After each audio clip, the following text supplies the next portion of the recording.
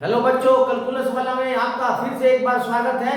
आज बच्चों मैं कैलकुलस वाला की तरफ से फिर अगले साल 2023-24 जेई आईआईटी के लिए प्रीवियस ईयर 2022 का और 2021 का क्वेश्चंस लेकर के आया हूं, जो पीवाईक्यू के रूप में है। बहुत ही अच्छा क्वेश्चन है बच्चों। अब ये सीरीज हम निकाल रहे हैं आपका, अब बहुत सीरीज खत्म होने वाला है बायनोमियल थ्योरम का। बहुत सारे वीडियो, बहुत सारे क्लासेस हमने दे दिया है, लाइव क्लासेस भी चला है बहुत, तो आप पीछे का वीडियो देखिए। और एक से एक क्वेश्चंस दिया है और सभी क्वेश्चंस काफी सिलेक्टेड है जो प्रीवियस ईयर्स आईआईटी जेईई में आए हुए हैं, और मेथड प्लस कांसेप्ट के साथ उसको दिया गया है ताकि आपको अच्छा से अच्छा प्रैक्टिस हो, कांसेप्ट बिल्डिंग हो। तो चलिए बच्चों, आज भी हम लेके आए हैं प्रीवियस ईयर क्वेश्चंस जेईई 2022 के, और ये भी बायनोमियल थ्योरम से है। और ये रहा आपका पहला क्वेश्चन। बहुत ही अच्छा क्वेश्चन है बच्चों। ये बायनोमियल थ्योरम के कोएफिशिएंट्स पर बेस्ड है। ये किसी बायनोमियल थ्योरम में टोटल बायनोमियल कोएफिशिएंट्स का सम कितना होता है और ग्रेटेस्ट बायनोमियल कोएफिशिएंट्स का वैल्यू कैसे निकालते हैं, तो इस पर बेस्ड है।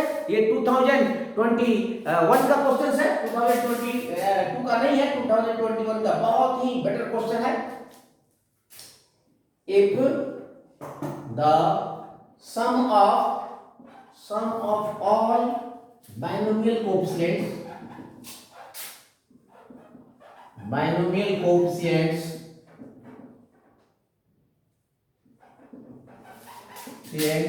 in the expansion of x plus y raised to the power n is 4096, then find the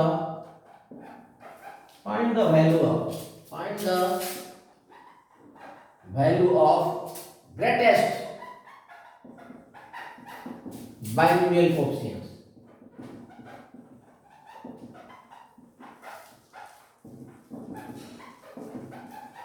binomial coefficients, ये बहुत ही अच्छा क्वेश्चन है बच्चों, और ये 2021 में आया हुआ है।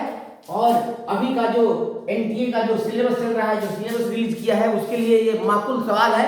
बहुत ही बेटर क्वेश्चन है, तो देखिए इसको।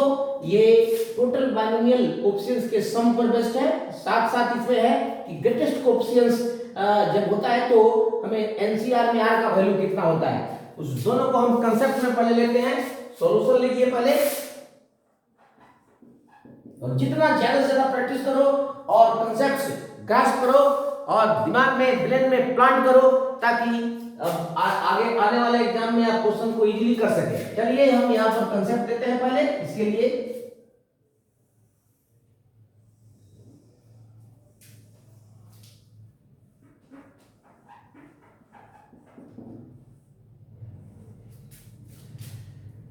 देखो फर्स्ट में है sum of all binomial coefficients, binomial coefficients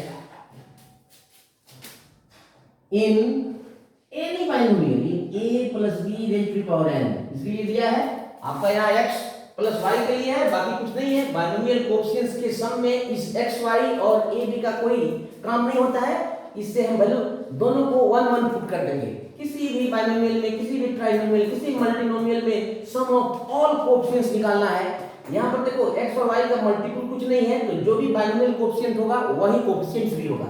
तो sum of all coefficients is always equal to the value of this expression if each and every variable is put equal to 1। जितना भी वेरिएबल होता है उसको 1 1 put कर दो, जो value आता है वही बायनोमियल कोएफिशिएंट्स का या टोटल कोएफिशिएंट्स का सम आता है। यहाँ पर बायनोमियल कोएफिशिएंट्स ही होंगे और वही टोटल कोएफिशिएंट होंगे। तो ये होता है आपका, यानी ये होता है ये nc0 प्लस nc1 प्लस nc2 plus dot dot dot plus ncn equal to 2 raise to power n, 1 plus 1 2 raise to power n। तो इस पर बेस्ट है। और साथ साथ यहां पर दूसरा कांसेप्ट देख लो। देखो NCR is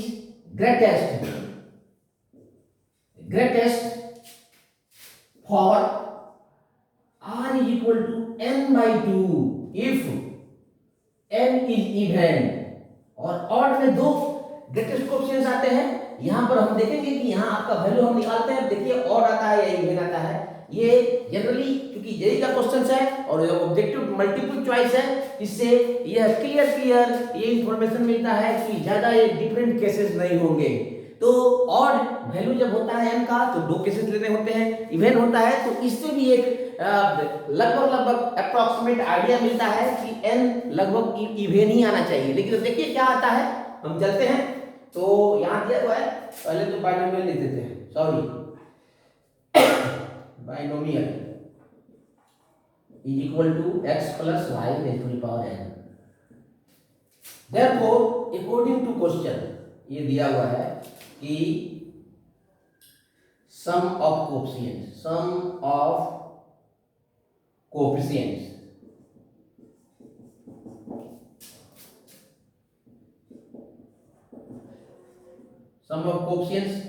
is equal to दिया हुआ है कितना 494096।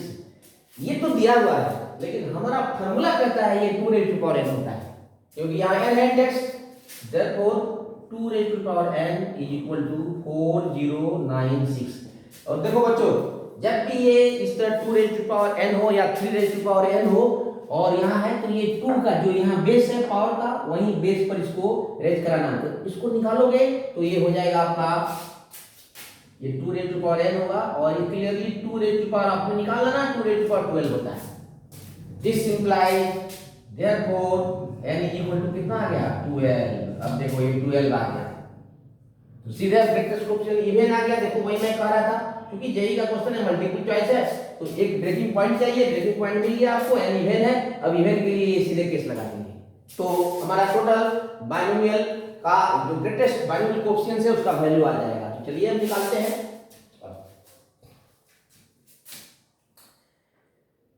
Since n is equal to 12 is equal to even, therefore r is equal to n by 2 and that is 12 by 2, that is 6। so ये हो जाएगा 6, तो ये हो जाएगा 6 अब। और इसके बाद में सीधे फॉर्मूला लगाइए, यही आपका बाइनोमियल ग्रेटेस्ट कोएफिशिएंट आएगा। तो ये कोएफिशिएंट्स है, therefore greatest coefficients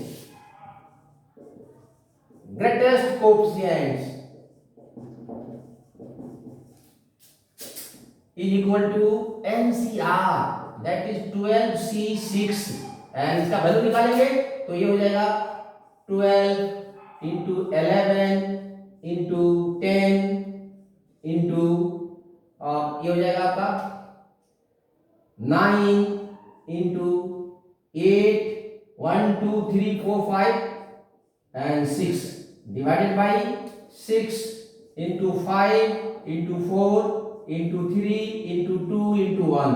अब कैंसिल करते हैं, देखिए ये आ गया आपका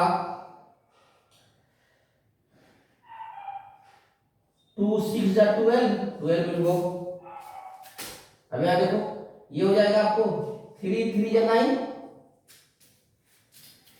अब ये आ जाएगा आपको ये 2 2 4 2 5 और 5 से भी कट जाएगा, कैंसिल हो जाएगा।